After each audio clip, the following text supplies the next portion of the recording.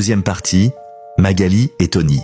Maison de Tony, nuit, la pièce est sombre. Tony est assis, silencieux, le regard perdu. Magali, debout près de la fenêtre, observe la pluie tomber. Tony, d'une voix lasse, « Tu continues à aller là-bas, Magali, chaque nuit, toujours au fleuve. » Magali, voix brisée, « Je n'arrive pas à l'oublier, Tony, notre fille. Elle m'appelle, je le sens. » Tony, énervé, frappant la table, « Elle y est partie, ou tu comprends, on ne la reverra plus jamais. » Magali détourne les yeux, les larmes aux joues. XT. Village reculé, nuit. Magali marche seule, une silhouette l'attend. Un jeune homme vêtu de rouge sombre. Le jeune féticheur, souriant. « Magali, je sais pourquoi tu es là. Tu veux ta fille ?» Magali, haletante. « Qui es-tu » Le féticheur, le fils de celui que tu as connu. « Mon père est mort. Mais moi, je peux te donner ce que tu veux. » Magali, désespérée. « Dis-moi quoi faire. Je suis prête à tout. » Le féticheur, froidement. « Un coq noir, des tissus rouges et une mèche de cheveux de ton mari. Sans ça, rien n'est possible. » Magali baisse les yeux, tremblante. Chambre de Tony, nuit.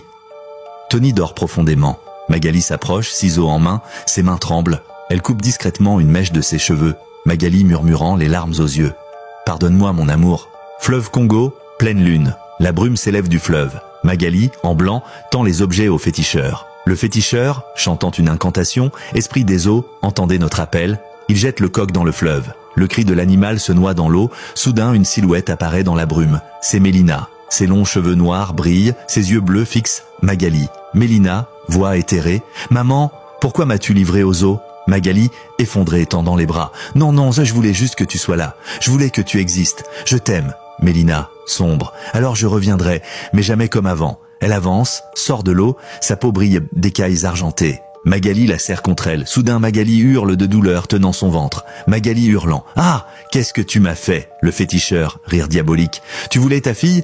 La voici. Mais désormais, elle est à nous. Et toi aussi. » L'eau se met à tourbillonner. Mélina saisit la main de Magali et l'entraîne dans le fleuve.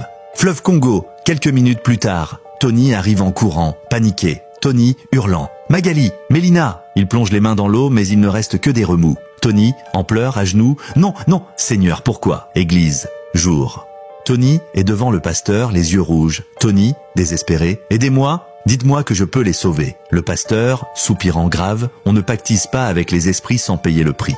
Ta femme a défié les lois du monde invisible. Elle appartient désormais aux eaux. » Tony baisse la tête, effondré. Fleuve Congo, nuit sous la pleine lune, les pêcheurs rament. Soudain, deux silhouettes apparaissent brièvement sous l'eau. Magali et Mélina nageant ensemble, les yeux brillants. Un des pêcheurs fait un signe de croix. Pêcheurs, murmurant. Elles sont prisonnières. Pour toujours. Maison de Tony. Nuit Tony. Seul, marche comme une ombre. Il parle à voix basse. Tony, d'une voix cassée. Ne cherchez jamais les enfants dans les eaux. Les eaux reprennent toujours ce qu'elles donnent. Les pactes avec les esprits ne s'effacent jamais. Ce que l'on prend au monde invisible se paie toujours, parfois avec plus que ce qu'on possède.